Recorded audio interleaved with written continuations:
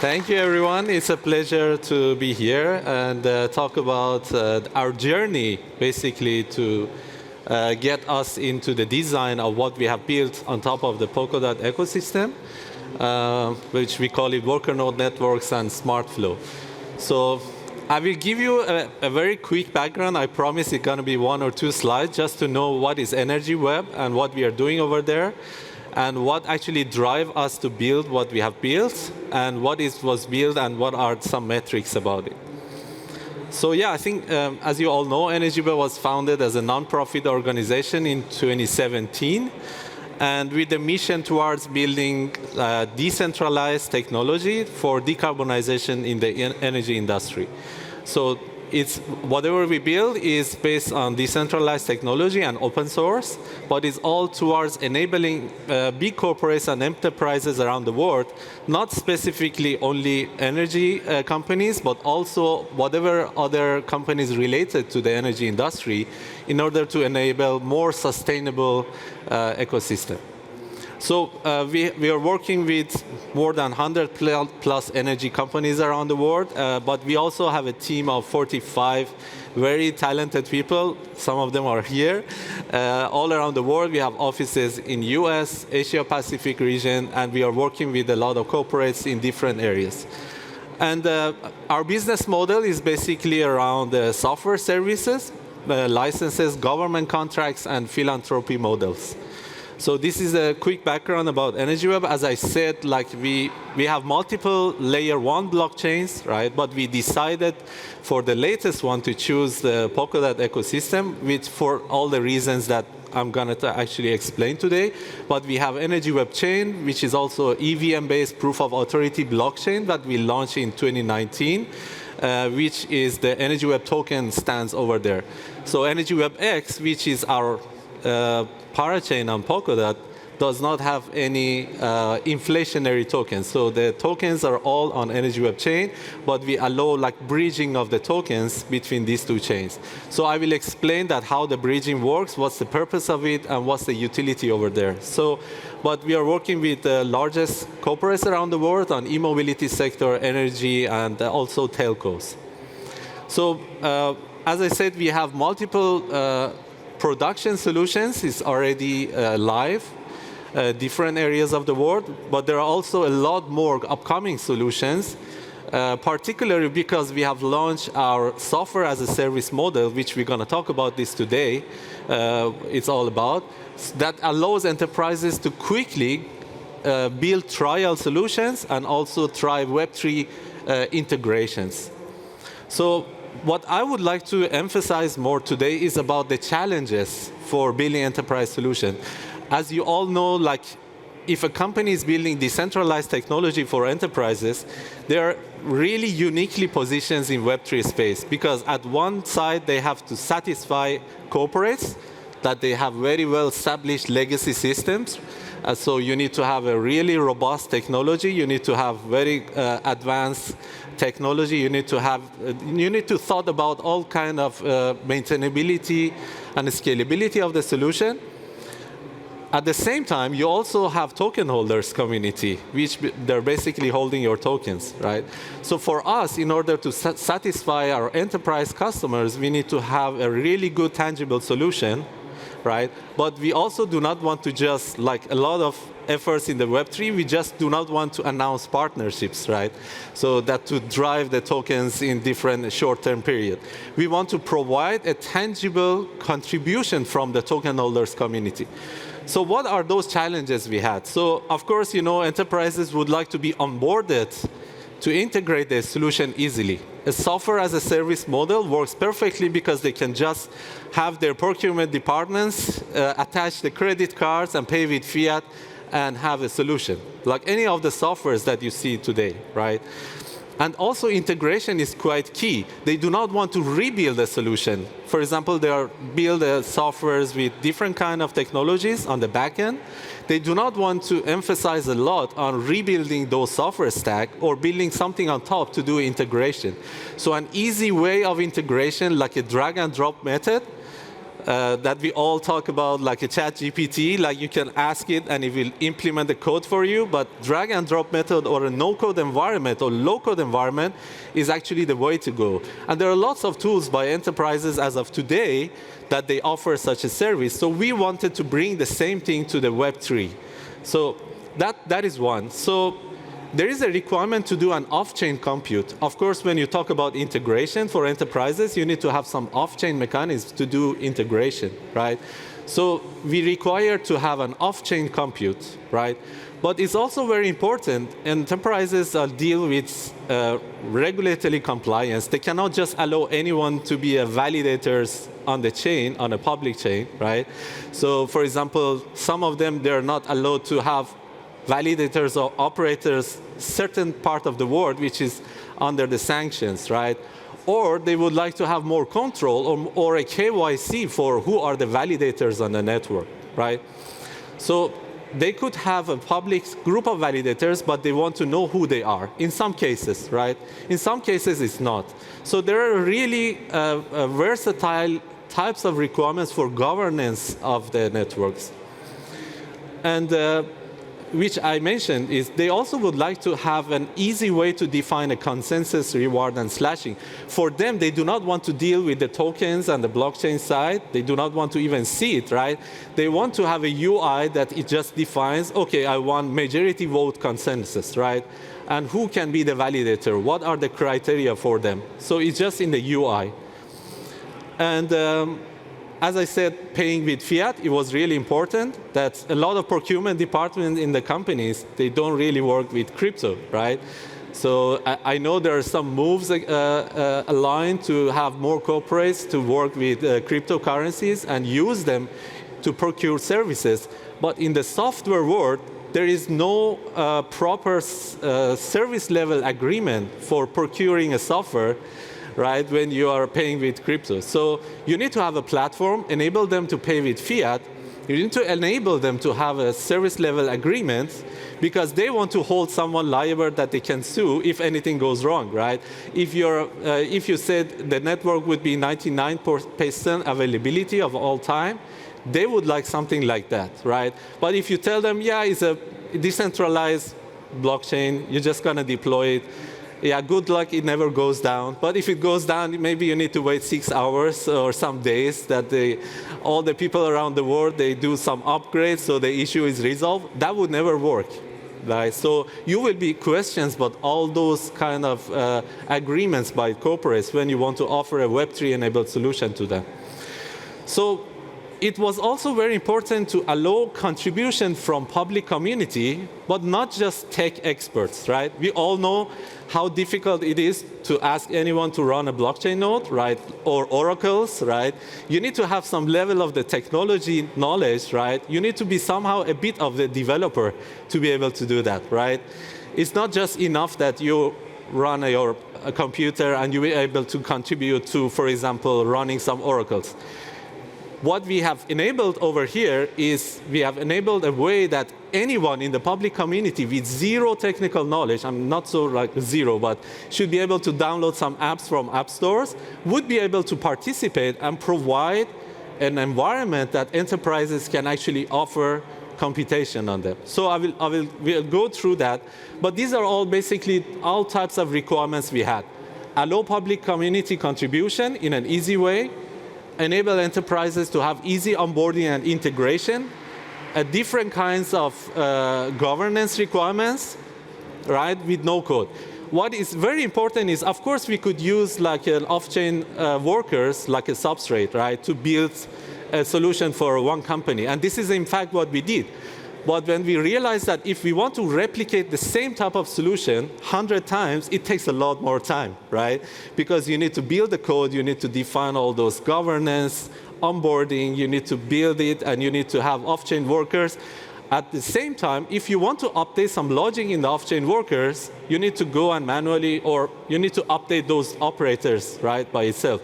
We wanted to have a way like automated deployment and instantly across all the worker nodes around the world, the logic would be updated. So What I mentioned about, so there are different governance requirements. Like, for example, a private worker node network. Some of the enterprises would like to have a list of specific corporates to be validators, right? Or it could be regional. They could build a solution, but they would like to only offer it, for example, for validators in Europe, right? Or it could be custom KYC. This is what I mentioned, right? I would like to offer this service, but I would like to know who they are. Or I would like to only offer it to those who use green energy sources, right? Or it could be a public. So this is basically a public blockchain, right? So in a typical case, for all those, you need to have a private permission blockchain, right? And for this, you need to have a public blockchain. But in order for a corporate to integrate with them, they need to utilize different type of technology stack to integrate with them, right? So it makes it very hard. So if they have a solution, but that solution would like to have a private, at the same time public Web3 enabled integration, it makes it even more harder for them to be onboarded. So we had some motivations. There are also similar kind of technologies that it enables you to build there. So is a custom chains and off-chain workers, right? And we come up with these worker node networks and SMARTFLOW. What is a SMARTFLOW actually? You know smart contracts, right? Of course, everybody here knows a smart contract. But SMARTFLOW is basically based on flow-based programming, right? So it's not the code, but you do a drag and drop. And that drag and drop, you can define any flow for, let's say, an integration, calling a web service, or integration with an API or messaging solution. Whatever, it's basically a flow. And that flow describes the logic that need to be executed. This is what we call SMARTFLOW. So this is where we actually got into the comparison. You also see Chainlink. Chainlink, they have something called custom logics, right? So, and they also offer similar thing, which is still in beta as of today, but it's also not possible for public community to be able to contribute, right? I cannot just tell my dad and my mom to, okay, you can run a Chainlink Oracle today and get some reward. So yeah, it's not that easy. So we have done a comparison. We wanted to make sure we don't reinvent the wheel, and we get into the design that we can implement. So this is basically how it works. Enterprises go into our SaaS platform, they pay in fiat. The payment will split into the token and also some payments for the services. But they actually use a SMARTFLOW to create the worker node networks, and then from there, people in the community can actually get it connected to it using the marketplace application. So what we call it called layer X, right? So we have a software as a service layer, and we have some industry-specific layer. But what we have managed to be built using the substrate technology stack, what we call layer X. And layer X allows companies to define worker node networks and deploy the SMARTFLOWs and then offer it to the public community and token holders to contribute. But this also can be integrated with any layer 1. So this is how we offer to enterprises. I will go into the user experience of what we have. So we have something called Launchpad. Of course, a lot of colleagues here talk about APIs. And also some software models, which you have it under Launchpad. So as an example, someone gets into the Launchpad, do the drag and drop, and then they define a consensus mechanism, whatever that it defines a network. I want all the people around the world to run it, or I want specific group. This would be pushed into the Energy Web X, and then from there to the marketplace application and the community. So this is in detail how it works. Yeah, you get into the Node-RED editor. It will publish the JSON schema into IPFS, and it gets into the blockchain as a registry, and then where it connects to the community. So this is the UI of how it works. Everyone can actually today go and try with the Energy Web X Launchpad. And when you go over there, you can actually spin up a network already on the Polkadot ecosystem. There is nothing needed for anyone to be able to create a worker node network. So they can have different tiers of the pricing. And basically, they pay, and then they can be able to get into access of such kind of network environment. And these are all sample nodes that we have, but you can actually build your own type of nodes for your own type of custom integration. But what we have is the logic allows companies to build this integration very quickly. And by the way, this is not our own invention. This is a very well-established open source called Node-RED, and it was started with IBM, but it's actually an open source technology. So these are some examples of the nodes that is available in the SMARTFLOW. Yeah, thank you. And now we get to the exciting part, what we offer to DJs or the public community to get them excited. So in just 2 months of time, we managed to get 7.5 million EWTs logged on EnergyWebX. And then they are actually contributing to these green solutions for enterprises around the world. So this is where you can actually go to the App Store, you download a desktop application. Everything is embedded within the desktop application. What is that desktop application? It's not just your regular decentralized apps, right, that you get and you connect your MetaMask. This is a complete package. It has a worker node execution environment. It has like all those schedulers and local storages. And it also has a way that it can interact with the blockchain. So all encapsulated within a simple application that they do not require to have a knowledge to know how to run those off-chain workers, but it just runs on the background as long as they subscribe to. So this is in detail of how it works. This desktop application, I do not want to get into that, but this is the palette structure on the substrate that what we did. So I will quickly go to explain some of the concepts over there.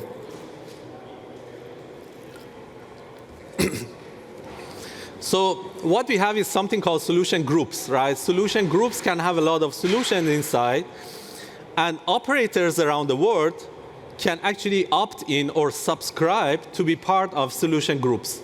They can stake their tokens, right? But which we call it subscription.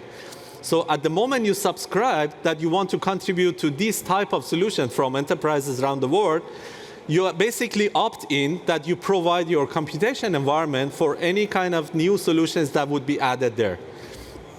So your desktop client will automatically download those logics at the moment that when enterprises push the new logic on the launchpad on our SaaS platform, it would be automatically, with zero intervention, download this and run it locally, perform computation, and send the result back to the blockchain for consensus, and then you will get rewards for that. So it allows us to do a lot more innovative stuff. For example, we can actually distribute, we nominate the worker nodes from around the world based on sustainability factors. For example, at one point of time, we want to choose the worker nodes who are creating the least environmental impact if they do that computation, right? So the areas of the world which they are more like a green energy sources at that time of the day, they would be nominated to perform the work and they will get the rewards.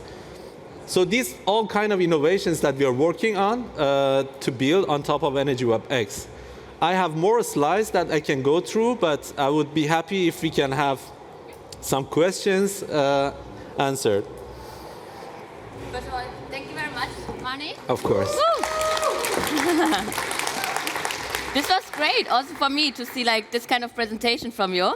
Yeah, are there questions? I hope there are some questions from the audience. Go ahead, please. Yes. Hi, just wondering, are you having any plans to have all the services on mobile interface as well? Yeah, exactly. So it's very important for us we don't reinvent anything. So whatever is out there, so we have a very good partners, some of them are here, Aventus, and we also have Zeev, so that we work with them. With Zeev, we build a SaaS platform. Aventus help us to build the token bridging between EnergyWebChain and EnergyWebX, and all those also help us to build a worker node network palettes on EnergyWebX. So yeah, we also, in discussion with Accurus, we want to onboard mobile devices to be able to operate also on worker node networks. So if you have a mobile device at home, you have a Raspberry Pi, you have any kind of laptops that you do not want to use, you can get it to work and get rewards out of it for green energy solutions. So it doesn't require any technical knowledge. You just install the app there and you get it connected. Yes, we are working very closely with all the other ecosystem players to do more enhancements and reach more community members.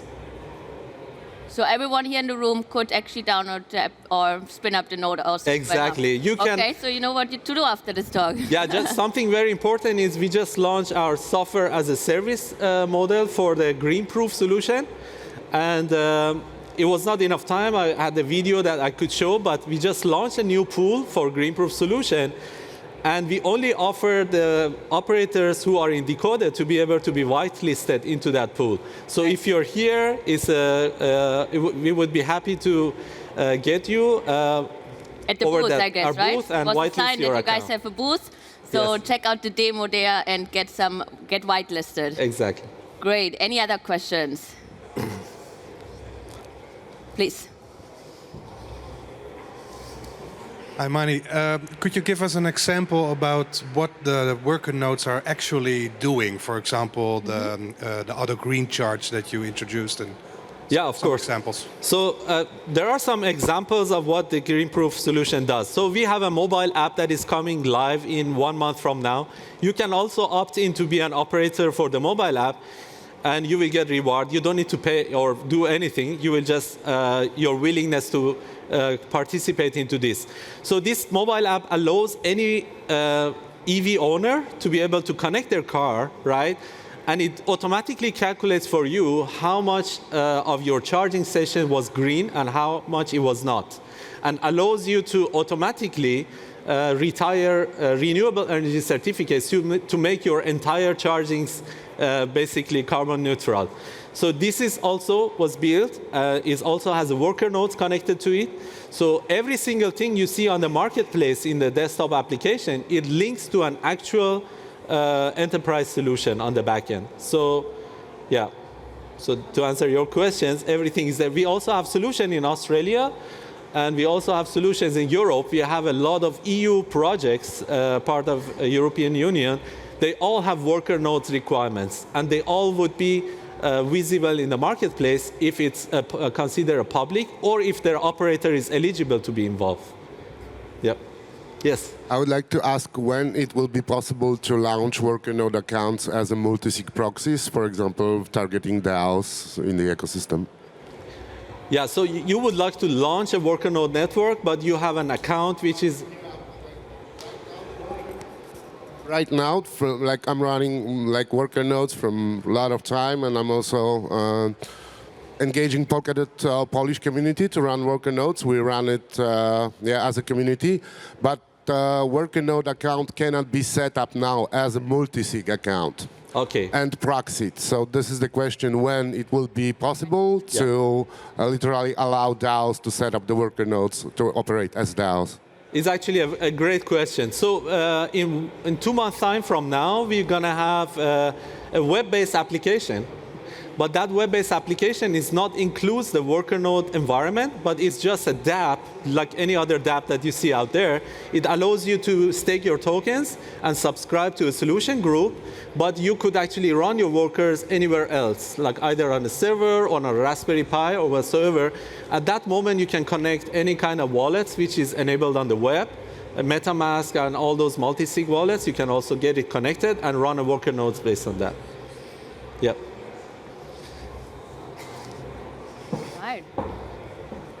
I also have one quick question, because Sure. you work with the enterprises, and you, as CTO and with your background, I think I have the best knowledge. I'm interested in what kind of technologies are these enterprises more drawn to when we talk about off-chain sites, right? Do they secure it through trusted execution environments with ZK technology, fully homomorphic encryption? What is your experience, how these enterprises perceive these technologies that we implement in Web3 as well?